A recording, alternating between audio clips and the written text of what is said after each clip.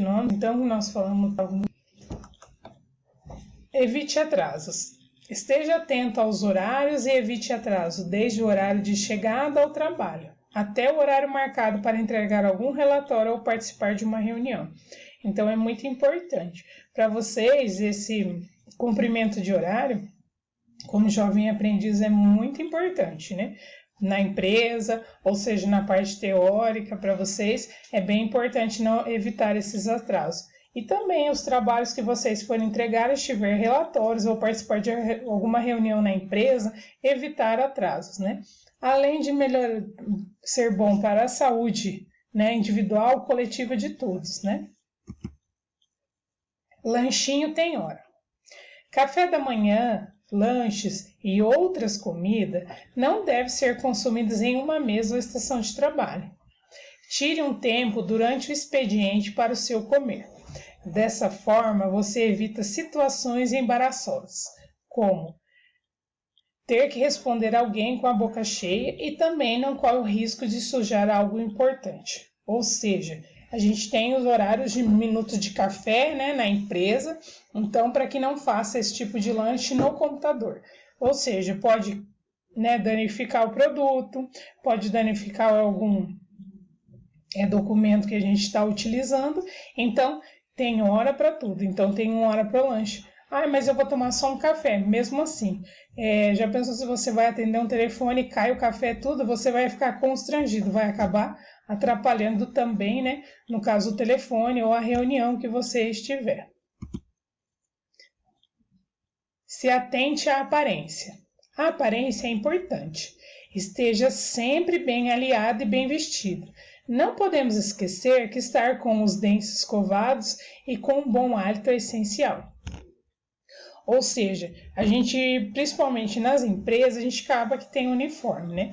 Então, a aparência é importante. Não da pessoa ser gorda, magra, independente de qual seja. O que é importante é a pessoa se vestir adequadamente, né? Com um ambiente de trabalho. E também, se a pessoa almoça na empresa, escovar, né? Principalmente os dentes, porque daí vai falar com uma outra pessoa, né, e tá com os dentes, né, sem ser escovado. Então são coisas simples, mas que melhora tanto a saúde individual como coletiva também. Saiba ouvir e dar espaço. Saiba ouvir e dar espaço aos seus colegas de trabalho em situações complicadas. Tenha jogo de cintura para não piorar a situação. É necessário saber ceder em algumas vezes. Saber ouvir quase que é responder, ou seja, a gente falou bastante sobre isso também, né, de ter paciência, então saber ouvir e dar espaço ao outro também é uma coisa muito importante para nós fazermos. Cuidado com as palavras. No dia a dia, é comum usarmos gírias e algumas vezes falar palavrões. Entretanto, esse tipo de linguagem não é recomendado no ambiente de trabalho. Em alguns casos, este vocabulário pode agredir as pessoas e fazer com que seja atribuída a elas uma imagem de boca suja dentro da empresa. Então, nós estávamos falando da gíria, né? Por exemplo, tem gente que vai para a escola, fala gírias, ou colega, né? É bom a gente não utilizar das gírias. Então, por exemplo, quando você na entrevista de emprego, se acaba falando e acaba atrapalhando, né? Então, muitas pessoas também podem fazer o julgamento sobre o boca suja, que a gente não deve julgar as pessoas. Só se todos, mesmo que esteja de mau humor, procure não ficar falando dos seus problemas, principalmente com pessoas não muito próximas. A coisa mais chata do mundo é ficar ouvindo os problemas dos outros, especialmente quando não são amigos e às vezes nem conhecidos. Ou seja, o que nós falamos lá, os amigos de trabalho, os companheiros de trabalho não precisam ser amigos, podem ser colegas, podem ser profissionais que nós convivemos no dia a dia. Então, assim, não fica, né, não pega muito bem a gente ficar falando dos nossos problemas, porque os problemas geralmente que a gente tem são problemas particulares, ou seja, problemas pessoais. E toda vez a gente ficar comentando com as pessoas, a gente encontra motivo para conversar com outras pessoas. O que a gente acaba fazendo? A gente acaba contando os problemas. Então, todo mundo tem problema, independente de qual seja. Então, acaba pegando mal a gente ficar falando dos problemas, dos nossos problemas para as outras pessoas. Procure não falar mal do comportamento e muito menos do desempenho de seus colegas de trabalho. Essa função de avaliador deve ser do seu chefe e não sua, desculpa. Então, o que acontece? O mau comportamento das pessoas, independente, você está fazendo a sua parte, está agindo do seu jeito. Então, a gente não deve ficar falando do mau comportamento. Porque o fulano está agindo dessa forma, porque o ciclano está agindo de outra, porque olha o comportamento dele dentro do trabalho, no ambiente de trabalho ele não pode ter esse tipo de comportamento, mas enfim, a gente sabe muito bem, então a gente não pode ter esse mau comportamento, né? Principalmente dentro do ambiente de trabalho, porque quem deve avaliar o comportamento nosso é o nosso chefe, o nosso gestor, e não nós, né? Então nós falamos até lá como um dos pilares, suspender julgamentos. Então, que a gente não deve fazer esse julgamento.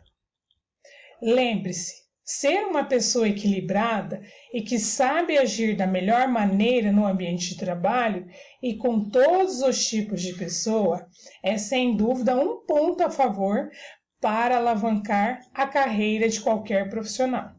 Além de alavancar qualquer carreira profissional, lembrando também que a gente acabou que não colocamos nos slides sobre assédio moral também, né? Sobre querer falar, por exemplo, uma pessoa querer falar da outra, né? Esse tipo de assédio também na carreira, né? Ou seja, lá no ambiente de trabalho, acaba atrapalhando também. Então, faz parte da nossa saúde coletiva e mental, né? Tudo isso que nós falamos e mais esse outro tópico que é sobre o assédio moral dentro da empresa, dentro do ambiente de trabalho, que acaba que muitas vezes a gente acontece isso lá dentro do trabalho. Lógico, pode não ser conosco, mas pode ser com companheiros nossos de trabalho, pode ser com outras pessoas que acaba acontecendo dessa forma também.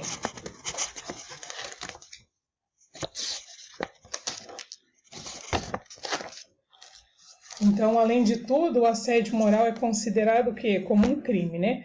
Então, de qualquer conduta abusiva, gesto, palavra, escritos, comportamentos, atitudes e etc., que intencional e frequentemente atinjam a dignidade física ou psíquica de uma pessoa, ameaçando o emprego ou degradando o ambiente de trabalho. O assédio sexual é crime pelo artigo 216 do Código Penal Brasileiro. Para entender melhor e poder reconhecer essa situação que compromete a saúde individual e coletiva no trabalho, e é bom dispor de informações que ajudem, inclusive, a defender-se dessas situações. Então, tem o nosso assédio moral que fala que é crime, né?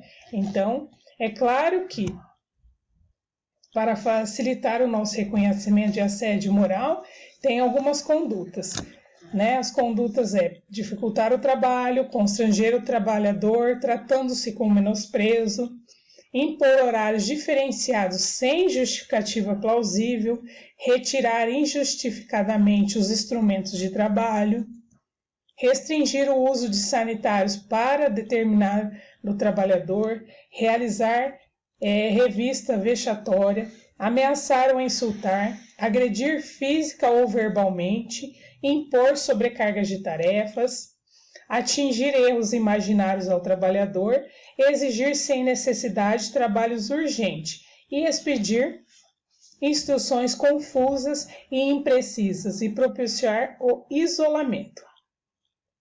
Ou seja, tudo isso faz parte de condutas comuns que a gente acaba vendo dentro do ambiente de trabalho também, tá? Então, o que nós tínhamos para passar era isso, né, sobre relacionamento interpessoal e a saúde individual e coletiva dentro do ambiente de trabalho. Muito obrigada, até uma próxima oportunidade.